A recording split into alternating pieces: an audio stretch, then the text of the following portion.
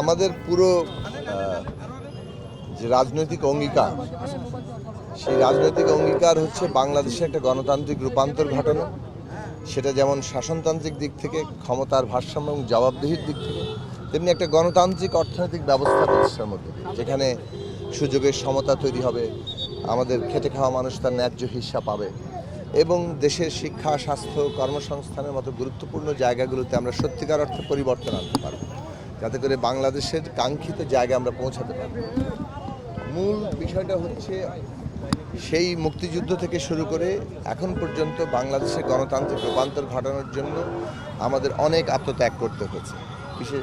গত ফ্যাসিবাদ বিরোধী লড়াইয়ে এবং সবশেষে জুলাই আগস্টের গণ অভ্যুত্থানে যে হাজারো শহীদ, তাদের যে আকাঙ্ক্ষা, যে হাজারো যোদ্ধারা যারা এখনো পঙ্গু হয়ে আছে, তাদের যে আকাঙ্ক্ষা, সারা দেশের মানুষের যে লড়াই, এই আকাঙ্ক্ষা পূরণ করাটাই কিন্তু এই সরকারের, এই সংসদের প্রধান দায় এবং সেই দায় নিয়ে আমরা আছি, রক্তের ঋণে আমরা আবদ্ধ।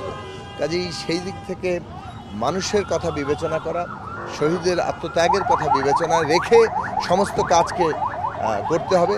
আমরা আমাদের সাধ্যমতো সমস্ত সক্ষমতাকে কাজে লাগানোর চেষ্টা করি।